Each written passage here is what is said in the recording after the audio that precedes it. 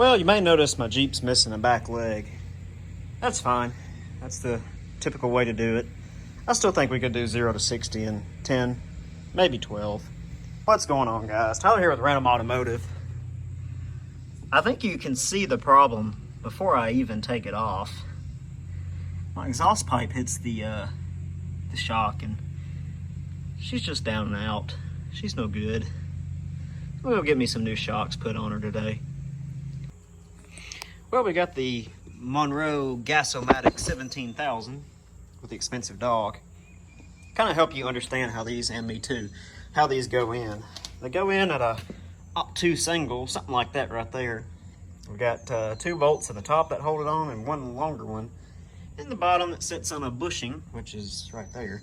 It sits in there. It actually sits in there like that. So we're going to go ahead and try to get the old one out.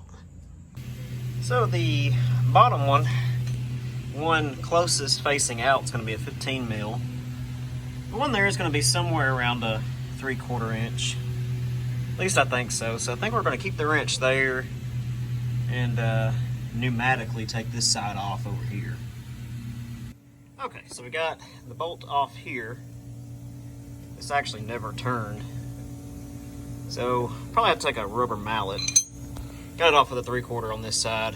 Like I said, 15 on this side. Just hit it with pneumatic. It was quicker, easier. Probably not the most recommended way. So let's get a mallet and we'll tap this end out. She's out of there. She's pretty well rounded in one spot, but that's all right. Really shocked that didn't start a fire. See where the exhaust pipe is?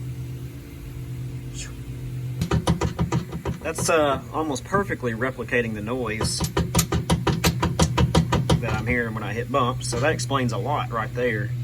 It's probably in the apparatus that holds it on, but the shock is bad, and I'll show you why here in just a second. So as you can see with the old one out, she's a little discombobulated. And how you test a bad shock? Put a little force into it and put her down. Pick her up and see if she returns back. See how long that's taken? Yeah, she's bad. And the bushings are worn out and the bolts that hold it in are bad. So I bought some of those too. We're gonna try to get this new one on. We got the new one in there. Sorry I couldn't video it, but it was a lot of finagling. 2 bolts up there. However, I already had a stud there, so I guess they've already done some work here before and stripped something out. The bolt size that you'll need, assuming everything is stock, it's gonna be that size right there. I just had to get a nut there. And then for this bolt down here, there is the size that I replaced it with. It just goes in. You want to make sure you get a nut for that side too. And then the 2 up there, you'll have to compress it when you put it in because it's kind of hard to hold, and that's why I couldn't really video it. But that one's in there. Now we're ready to put the wheel back on. And that's it, guys. There's the old one. You can see the new one's nice and yellow and up in there. So if this video helped you at all, I appreciate it if you give it a thumbs up. Be sure to like and subscribe this video too, or this channel, I guess I should say, if you enjoyed the content. The other side, we're not going to film, but it's just a repeat of the other process. So for now, guys, thank you for watching.